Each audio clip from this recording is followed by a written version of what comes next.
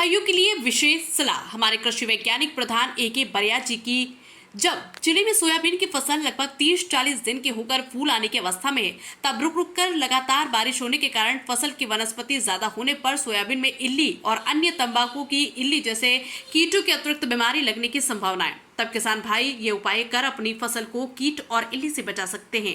तो मिलते हैं देवास कृषि वैज्ञानिक प्रमुख श्री बरिया जी से।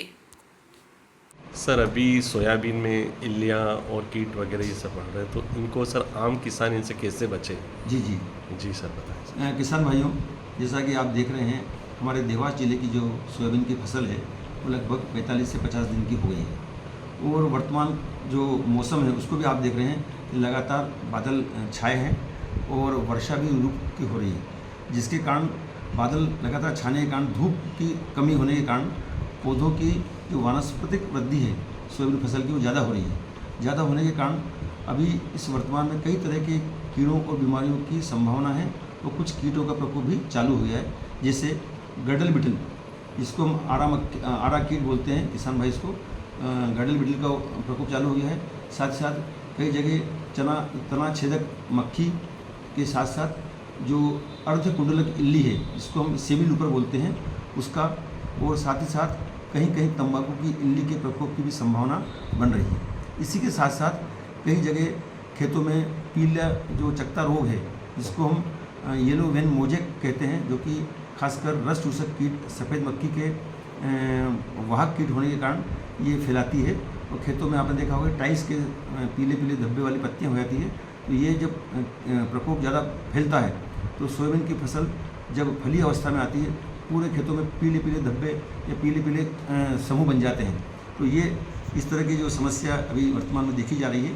साथ ही साथ बीमारियों में खासकर एंथ्रेक्नोज है या एरियल ब्लाइट है या लीफ स्पॉट है या राइजोक्टोनिया जो बीमारी है, इनके लक्षण भी कहीं कहीं दिखाई दे रहे हैं। और ऐसे समय में जब लगातार बारिश होती है और खेतों में नमी ज़्यादा हो जाती है तो कीट और बीमारियों का प्रकोप स्वाभाविक रूप से बढ़ने की संभावना रहती है। अतः इनको नियंत्रण करना अति आवश्यक है। क्या करे सर आम किसान, मतलब क्या? जी, किसान भाइयों को हम ये सलाह देते हैं कि यदि कीटों का प्रकोप किसानों को दिखाई दे तो सबसे पहले खेतों में ये देख लें कि जहाँ पर भी हमारा येलो वेन मोजेक की समस्या यदि आपको दिखे तो आपको खेतों में जो पीले रंग की प्रपंच आते हैं, पीले रंग की चिपचिपे वो प्रपंच आते हैं, उनको लगाएं।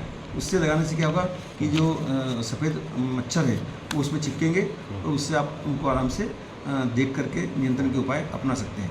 इसके साथ ही साथ जो है दूसरा जो मैंने बताया आपको कि कहीं कहीं जो इल्लियों का प्रकोप देखा जा रहा है, उसमें खासकर जो खेतों में यदि सोयाबीन के खेतों में अभी किसान भाई फसलों से यदि 1 फीट 2 फीट ऊपर टी आकार की खूंटियाँ बांध देंगे तो उस पर क्या काले काले पक्षी आके बैठेंगे और वो इल्लियों को चुगेंगे।